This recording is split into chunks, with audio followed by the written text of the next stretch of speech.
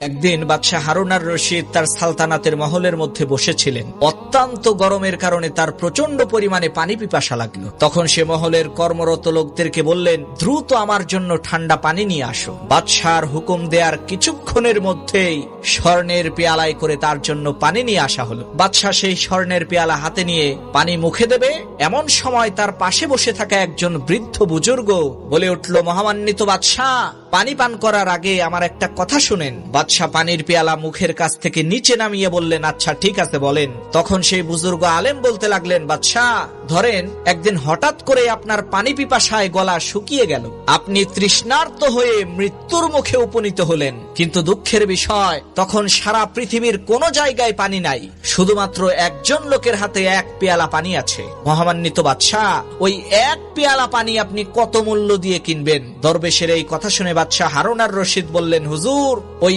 এক পেয়ালা পানির জন্য আমি আমার অর্ধেক সালতানাত তাকে দিয়ে দেব, কেননা যে কোনো মূল্যেই হোক আমার ওই তৃষ্ণা মেটাতেই হবে। বাদশার এই কথা শুনে আলেম সাহেব মাথা ঝুঁকিয়ে বললেন, আচ্ছা ঠিক আছে, ধরেন ওই পানি পান করে আপনার পিপাসা নিবারণ করলেন, এরপর হঠাৎ করে আপনার পেশাব বন্ধ হয়ে গেল, পেশাব না করতে পেরে আপনি কাতা কবুতরের মতো ছটফট করছেন। এমন সময় একজন কবিরাজ আসলো, যার কাছে এই রোগের ঔষধ আছে। মহামান্বিত বাদশাহ, ওই ঔষধ কেনার জন্য ওই কবিরাজকে আপনি কি দিবেন? তখন বাদশাহ হারুন আর রশিদ বলল, হুজুর আমার বাকি যে অর্ধেক সালতানাত ছিল, সেই অর্ধেক সালতানাত আমি ওই কবিরাজকে দিয়ে দেব ওই ঔষধটা ব্যবহার করার জন্য। বাদশার এই কথা শুনে সেই বুজুর্গ আলেম সাহেব মুস্কি হাসি দিয়ে বললেন, মহামান্বিত বাদশাহ, আপনার এই বিশাল সাম্রাজ্য এক পেয়ালা পানি পান করা এবং সেটাকে বের করার সমতুল্য।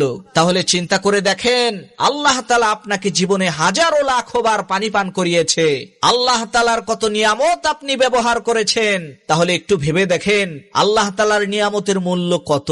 প্রিয় বন্ধুগণ, এই আলেম সাহেব বাদশাহ হারুন আর রশিদকে অন্য সময়ও কিন্তু এই কথাগুলো বলতে পারত, কিন্তু তিনি বলেন নাই, কারণ তিনি ওই সঠিক সময়ের অপেক্ষা করেছেন কখন বাদশাহ হারুন আর রশিদ পিপাসার্ত হবেন, তৃষ্ণার্ত হবেন। কারণ ক্ষুধার্ত না হলে তো ক্ষুধার মর্ম বোঝাই যায় না। তাই আমরা যখন মানুষকে ইসলামের দাওয়াত দেব, সঠিক সময়ের অপেক্ষা করব, তাড়াহুড়ো করব না।